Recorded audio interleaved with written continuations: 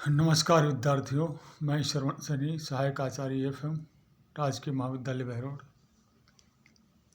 आज हम BCom part 3 के एफएम के प्रथम प्रश्न पत्र ग्रामीण विकास और सहकारिता में सहकारिता विषय के ऊपर उपभोक्ता सहकारिता का अध्ययन करेंगे, जिसे कंज्यूमर कॉरपोरेशन भी कहते हैं।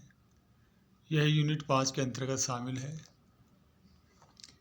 आइए हम सबसे पहले देखते हैं उपभोक्ता सहकारिता का परिचय। जैसे इस शब्द में साथ में लगा हुआ है उपभोक्ता सहकारिता, यानी सहकारिता से पहले उपभोक्ता लग गया, तो इसका सीधा सा अर्थ ये लगेगा कि सहकारिता का जो संगठन है वो ऐसे उद्देश्य के लिए लगाया गया है जो उपभोक्ताओं से जुड़ा हुआ हो। उपभोक्ता कौन होते हैं? जो किसी वस्तु को या सेवाओं का उपभोग करते हैं, वो उपभोक्ता होते हैं। तो यदि सहकारी समिति के द्वारा उपभोग करने वाली वस्तुओं का निर्माण किया जाए और उन वस्तुओं को सदस्य उपभोक्ताओं को बेचा जाए ताकि उनको मध्यस्थों के शोषण से मुक्ति दिलाई जा सके। जैसे जो मध्यस्थ होते हैं उपभोक्ता वस्तुओं के, वो वस्तुओं की कीमत बढ़ा देते हैं, क्योंकि जहाँ उत्पादन बिंदु होता है वहाँ से लेके उपभोक्ता तक पहुँचने में जो थोक व्यापारी होते हैं और जो बिचौलिए होते हैं रिटेलर, उन तक पहुँचते पहुँचते वस्तु उनकी लागतें बढ़ जाती हैं और अंततः उपभोक्ताओं को ऊंचे मूल्य पर वस्तुएं मिलती हैं। तो इसका उपभोक्ता सहकारिता का उद्देश्य उपभोक्ताओं को मध्यस्थों के जो शोषण है उससे मुक्ति दिलाना रहा है। अब हम परिभाषा पे बात करेंगे। परिभाषा है प्रोफेसर एस बी राव ने दी है। सहकारी उपभोक्ता भंडार उपभोक्ताओं का एक आर्थिक संघ है जिसका प्रबंध उपभोक्ताओं द्वारा प्रजातांत्रिक ढंग से उनकी घरेलू उपभोग संबंधी आवश्यकताओं व सेवाओं को प्रदान करने के लिए किया जाता है। जैसा कि हम जानते हैं कि उपभोक्ता है, जो सहकारिता है, वह एक आर्थिक संघ है, यानी अपने आर्थिक उद्देश्यों को साधने के लिए सहकारी जो संगठन होता है उसके सदस्य मिलते हैं। परंतु जब ये संगठन है वह उपभोक्ताओं से जुड़ा हुआ हो, यानी उपभोग वस्तुओं के निर्माण के लिए सदस्य आपस में सहकारिता का निर्माण करते हैं मिलकर, और फिर उसको प्रजातांत्रिक ढंग से चलाते हैं, और फिर जो वस्तुएं उत्पन्न की जाती हैं, सेवाएं उत्पन्न की जाती हैं, उनका आपस में मिलके उपभोग करते हैं, तो वह सहकारी उपभोक्ता कहलाता है। अब हम देखेंगे सहकारी उपभोक्ता का उद्गम या ओरिजिन ऑफ कंज्यूमर कोऑपरेटिव, यानी इसका उद्भव कहाँ हुआ। तो इसका सबसे पहले उद्भव हुआ इंग्लैंड के रोकलैंड नगर में। वहाँ कुछ उत्साही व्यक्ति थे, तो उनके दिमाग की देन है सहकारी उपभोक्ता। इसके पश्चात 21 दिसंबर 1844 को बुनकरों ने मिलकर एक सहकारी भंडार की स्थापना की, यानी रोकलैंड के जो बुनकर थे, बुनकर यानी जो कपड़े की बुनाई करते थे, उन्होंने सहकारिता के आधार पे इकट्ठा होकर उपभोक्ता भंडार स्थापित किए, जिसका नाम रखा रोकलैंड सोसाइटी ऑफ इक्विटेबल पायनियर्स।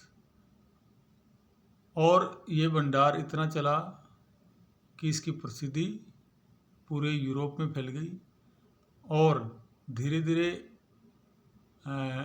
यूरोपीय देशों में उपभोक्ता भंडार स्थापित किए जाने लगे, और उसके बाद धीरे धीरे उपभोक्ता भंडार पूरे विश्व में प्रचलन में आ गए। अब हम बात करेंगे उपभोक्ता भंडारों की सदस्यता के बारे में। इनकी सदस्यता ऐच्छिक और खुली होती है, यानी बिना किसी दबाव में या बिना किसी दूसरे कहने में आके, यानी खुद अपनी इच्छा से समझ के व्यक्ति उपभोक्ता सहकारी भंडार का सदस्य बन सकता है। इसकी सदस्यता हमेशा खुली है, यानी कभी भी नया व्यक्ति इसका सदस्य बन सकता है। हम भारत की बात करें तो यहाँ कोई भी व्यक्ति जो 18 वर्ष की आयु प्राप्त कर चुका है उपभोक्ता सहकारी भंडार का सदस्य बन सकता है। परंतु यदि संचालक मंडल को ये लगे कि यह व्यक्ति सदस्य बनने के योग्य नहीं है, परंतु उस व्यक्ति को किस आधार पर सदस्य नहीं बनाया जाए, इसका कारण संचालक मंडल को बताना होता है। तो संचालक मंडल किसी को सदस्य बनने से रोक भी सकता है। फिर है क्लब, संस्थाएं आदि भी उपभोक्ता भंडार के सदस्य बन सकती हैं। क्लब हो या संस्थाएं हो, जैसे सरकारी संगठन, गैर सरकारी संगठन, कोई स्कूल, कोई भी हो संगठन, वह इसका सदस्य बन सकता है।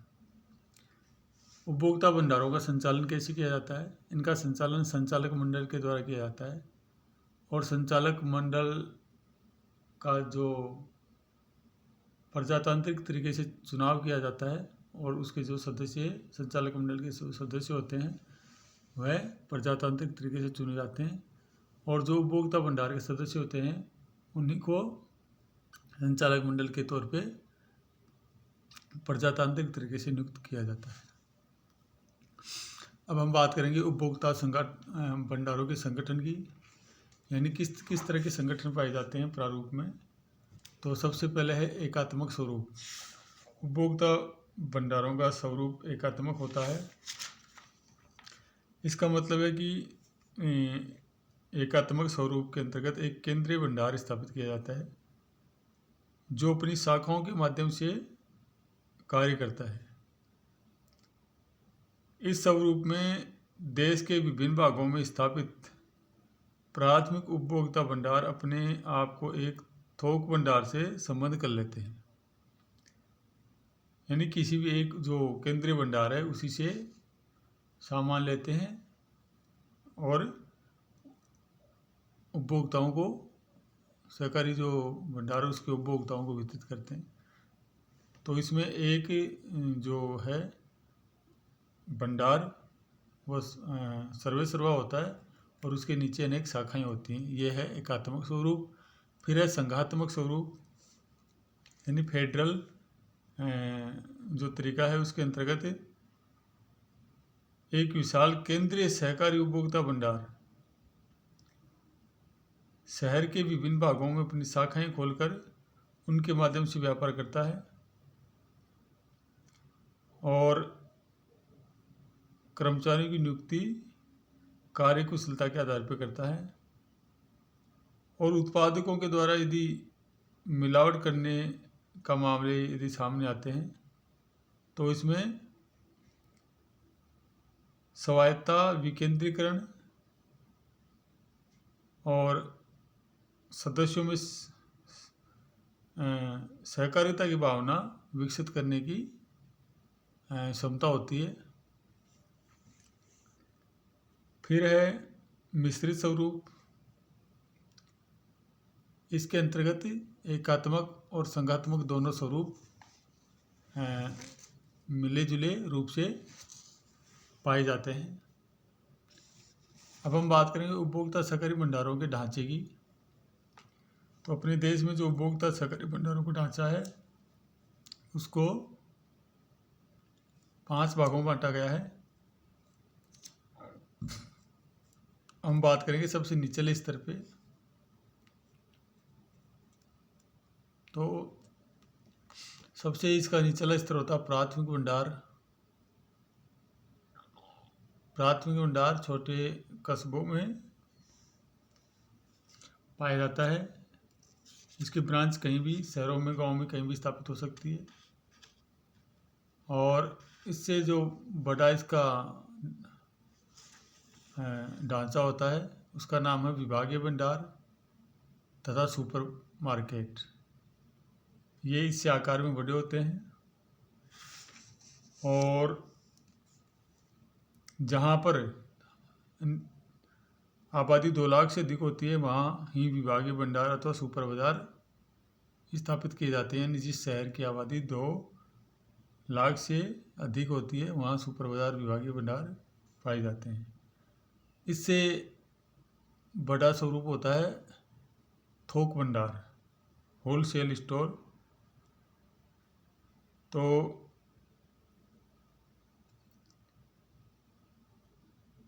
जहाँ पर और भी अधिक आबादी होती है, यानी जो बड़े कस्बे, बड़े शहर होते हैं, वहाँ पर इनकी स्थापना की जाती है। यानी राज्य के जो बड़े शहर होते हैं वहाँ पर ये स्थापित किया जाता है, यानी जो बड़े बड़े जिले होते हैं वहाँ पर।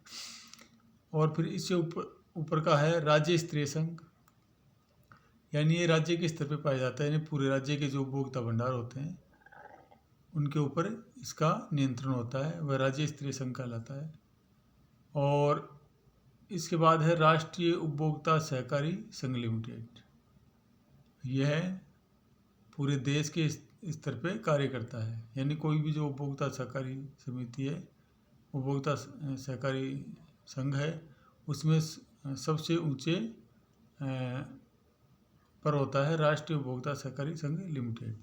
तो इस प्रकार ये इनका ढांचा है। अब हम बात करेंगे उपभोक्ता भंडारों की मूल्य नीति की। इनकी मूल्य नीति की सबसे बड़ी विशेषता है कि बाजार से कम मूल्य हो। यानी उपभोक्ता भंडार जो अपने उपभोक्ताओं को, अपने सदस्य उपभोक्ताओं को जो वस्तुएं बेचेंगे वो बाजार मूल्य से कम मूल्य पे होनी चाहिए। दूसरी है मांग और पूर्ति का ज्ञान होना चाहिए उपभोक्ता भंडार चलाने के लिए, क्योंकि उपभोक्ता जो होते हैं सहकारी भंडार के, उनको बाजार से कम मूल्य पे वस्तु दी जाती है। इसका प्रभाव ये होता है कि इसके सदस्य, उपभोक्ता भंडार के सदस्य जुड़ते चले जाते हैं, क्योंकि यहाँ पर उनको बाजार मूल्य से कम पे वस्तु मिलती है। और इससे क्या होता है, बाजार के उपभोक्ता टूट जाते हैं और वहाँ उनकी जो बाजार में वस्तुओं की मांग में कमी आ जाती है, जिससे उनके बाजार में वस्तुओं के मूल्य गिर जाते हैं। इस प्रकार उपभोक्ता भंडार हैं वो मांग और पूर्ति को संतुलित कर लेते हैं। फिर है दुर्लभ वस्तुओं का सापेक्षतः अधिक मूल्य। विदेशों से जो आयातित वस्तुएं होती हैं, या इम्पोर्टेड जो गुड्स होता है, और ये जो दुर्लभ वस्तुएं होती हैं उनका मूल्य थोड़ा बहुत ज़्यादा वसूल करना चाहिए उपभोक्ता भंडारों को, क्योंकि ये थोड़ा ज़्यादा मूल्य लेना गलत नहीं है, क्योंकि इनसे उपभोक्ता भंडारों की पूंजी में वृद्धि होती है और उपभोक्ता भंडार आर्थिक रूप से सक्षम बनते हैं। फिर है जीवनोपयोगी वस्तुओं का मूल्य उचित होना चाहिए, फेयर प्राइस होना चाहिए। जीवनोपयोगी वस्तुओं का मूल्य है मतलब है जो हमें दैनिक जीवन में काम आती हैं, जो वस्तुएं जिनका हम डेली यूज में लेते हैं, जिसमें खाद्यान्न हो गए, तेल हो गया, चीनी हो गई, कपड़े हो गए, तो इनका मूल्य उचित होना चाहिए, यानी लागत से बहुत ऊंचा भी नहीं होना चाहिए। और फिर है लागत मूल्य से कम नहीं हो, जो मूल्य है वह लागत से कम नहीं हो। यानी उपभोक्ता भंडारों को कभी भी जो लागत आती है उनकी वस्तुएं बनाने की, उससे कम पे वस्तु नहीं बेचनी चाहिए, क्योंकि ऐसा करने से जो व्यापार का सिद्धांत है उसकी अवहेलना होती है, और इससे ऐसा करने से जो उपभोक्ता भंडार है वो लंबे समय तक टिक नहीं पाएगा। और अंत में इसके उद्देश्यों की बात करेंगे। इसका उद्देश्य है बिचौलियों को अंत करना, यानी जहाँ वस्तु उत्पादित होती है और फिर जहाँ उपभोक्ता तक पहुँचते हैं उसके बीच में अनेक बिचौलिए होते हैं, थोक व्यापारी होते हैं, उनसे मूल्य बढ़ जाता है। फिर है उत्पादकों के एकाधिकार का अंत, यानी सपोज करो कि कभी कभी बाजार में एक अकेला व्यक्ति एकाधिकारी होता है, वो मनमानी करके वस्तुओं का मूल्य बढ़ा देता है और अंततः उससे उपभोक्ता या जो आम जनता परेशान हो जाती है, शोषण करता है उसका। इसलिए उपभोक्ता सहकारी भंडारों से उस शोषण से भी मुक्ति मिल जाती है। फिर है मांग और पूर्ति में संतुलन। उपभोक्ता भंडारों से मांग और पूर्ति में संतुलित हो जाता है, क्योंकि कम मूल्य पर वस्तुएं बेचने से, यानी जो बाजार मूल्य है उससे कम पे वस्तुएं बेचते हैं उपभोक्ता भंडार, तो वहाँ उपभोक्ताओं की संख्या बढ़ जाती है और जिससे कि बाजार में मांग घट जाती है। तो इस प्रकार बाजार में ऊंची वस्तुओं का मूल्य वापस नीचे गिर जाता है। इस प्रकार यह मांग और पूर्ति में संतुलित कर लेते हैं। फिर है अगला जो उद्देश्य है वह है उपभोक्ताओं की क्रय शक्ति में वृद्धि। तो उपभोक्ता भंडार उपभोक्ताओं की क्रय शक्ति में भी वृद्धि करते हैं, कि जो सदस्य होते हैं इसके उपभोक्ता भंडार के, तो वो इसका जो लाभ होता है उसको आपस में बांट लेते हैं और इस प्रकार उनको आर्थिक लाभ भी होता है और उनके क्रय शक्ति में वृद्धि होती है। फिर है छोटे उत्पादकों का संरक्षण। उपभोक्ता भंडार छोटे जो उत्पादक है उनको भी संरक्षण देता है, क्योंकि जब एकाधिकारी होता है बाजार में कोई, तो वह पूरे बाजार को अपने कब्जे में ले लेता है और जिससे जो छोटे उत्पादक हैं उनकी वस्तुएं बिक नहीं पाती। तो जब इसलिए जो उपभोक्ता भंडार मांग और पूर्ति में संतुलित कर देते हैं, जिससे छोटे उत्पादकों की वस्तुएं भी बिकने लग जाती हैं। फिर है अवांछित व्यापारिक गतिविधियों पर रोक। तो जो सहकारी उपभोक्ता भंडार है वो जो कालाबाजारी होती है, एकाधिकारी करते हैं, उनके ऊपर भी लगाम लगा देते हैं। फिर है मितव्ययता और बचत को बढ़ावा। सहकारी उपभोक्ता भंडार बचत और मितव्ययता के सिद्धांत पर कार्य करते हैं, क्योंकि यदि ये उपभोक्ता सहकारी भंडार अनाप शनाप व्यय करेंगे तो उनकी लागत में जुड़ जाएगा और वस्तुएं बाजार मूल्य के लगभग निकट पहुंच जाएंगी, जिससे उनका जो मूल उद्देश्य है वह भ्रमित हो जाएगा। फिर है मूल्य में स्थिरता। उपभोक्ता सहकारी भंडार हैं वह मूल्यों में स्थिरता लाते हैं, क्योंकि वो अचानक किसी वस्तु का मूल्य बहुत तेज़ी से नहीं बढ़ाते हैं, जैसा कि बाजार में अचानक से किसी वस्तु का मूल्य बढ़ जाता है। तो इस प्रकार ये वस्तुओं के मूल्यों को स्थिर रखते हैं। फिर है सही कीमतों पे वस्तुओं की पूर्ति। यह सबसे बड़ी बात है कि उपभोक्ता जो होते हैं भंडार, वो अपने सदस्यों को सही मूल्य पे वस्तुएं बेचें, क्योंकि उनके मूल्य लागत से बहुत ऊंचे नहीं होते, वो लागत के आसपास होते हैं, लागत से थोड़ा वो नफ़ा लेते हैं, यानी 5-10%, इससे कोई ज़्यादा नहीं कि 100 रुपये की वस्तु ला के उसको 200 में बेच रहे हैं, 50% लाभ ले रहे हैं। इस तरह का जो तरीका होता है वो सहकारिता में नहीं होता है। फिर है सुव्यवस्थित वितरण प्रणाली, यानी जो वस्तुएं निर्मित की जाती हैं उपभोक्ता भंडारों में, उनको समय समय पे शाखाओं पे पहुंचाई जाए। उपभोक्ता भंडार जहाँ आउटलेट हैं वहीं पहुंचाया जाए, ताकि वस्तुओं की जो कमी नहीं हो और उपभोक्ताओं को किसी दूसरी जगह पे नहीं खरीदना पड़े। फिर है परस्पर सहयोग। उपभोक्ता भंडार तभी संचालित होते हैं जब सभी सदस्य आपस में मिलकर उद्देश्यों के लिए कार्य करते हैं। आज का चैप्टर यहीं ख़त्म होता है। Thank you.